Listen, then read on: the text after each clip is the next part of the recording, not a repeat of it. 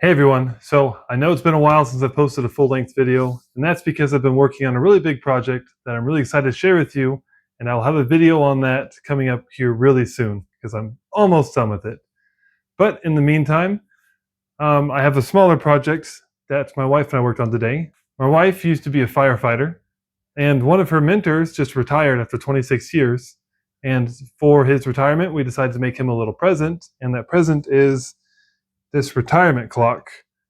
So, today, let's go over how my wife and I built this.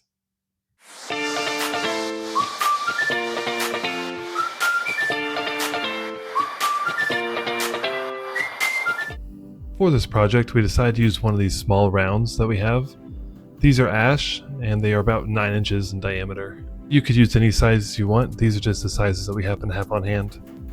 Now my first step is going to be to flatten both sides of this round.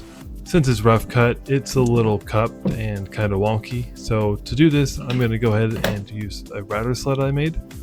I'm going to use a couple pieces of double-sided tape to go ahead and secure this round to the router sled.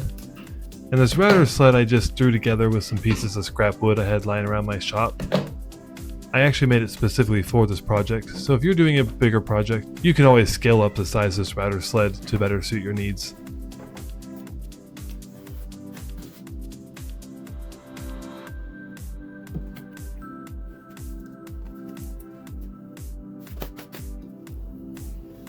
On my router, I'm using a 2-inch surfacing bit.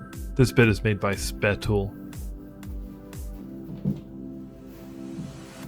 And you can see here that for the top part of my router sled, I made it so that my router could not slide too far to either side. And I also made it so that the top part of the sled could not slide too far forward or backwards. Now that my router sled is set up, I'm going to go ahead and start making passes. I'm just going to cut this down as much as I need to in order to get a nice flat surface on this side.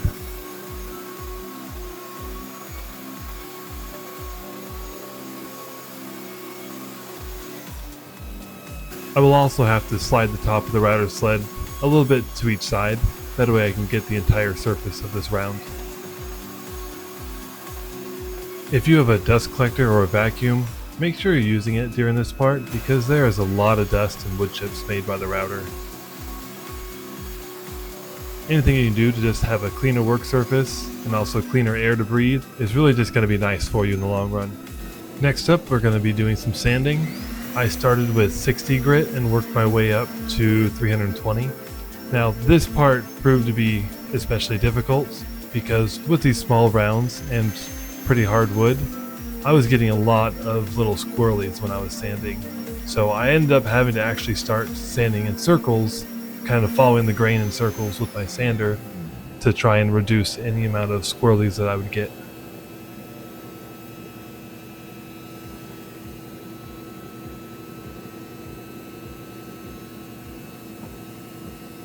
Now that we're all sanded, we're going to move on to the laser engraver. Now, if you don't have a laser engraver, of course you won't be able to do this project.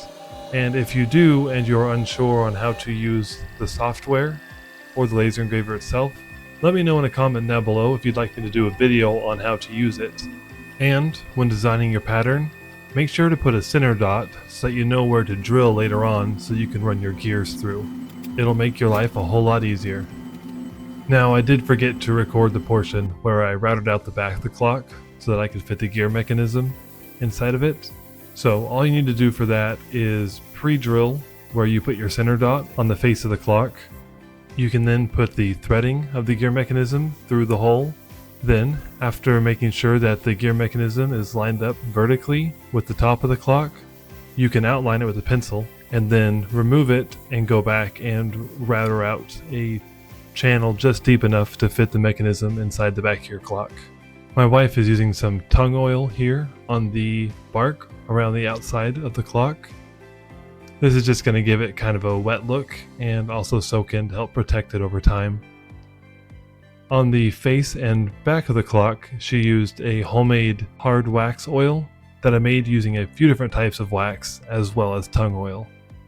Assembly of the clock is pretty easy. And of course the parts come with their own directions, but pretty much all you're going to do is put the gear mechanism in, tighten the nut on the face of the clock, and then you're going to squeeze in the hour, minute, and second hands into the gear mechanism.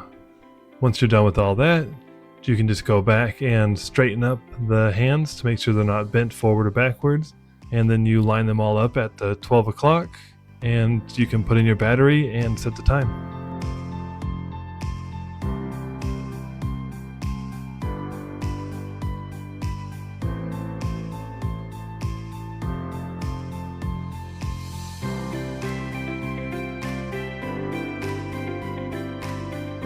Alright guys, I really hope you enjoyed today's video because I had a lot of fun making it. If you did enjoy it, please subscribe and leave a comment down below letting me know which part of the build was your favorite. Thank you so much, and I'll see you in the next one.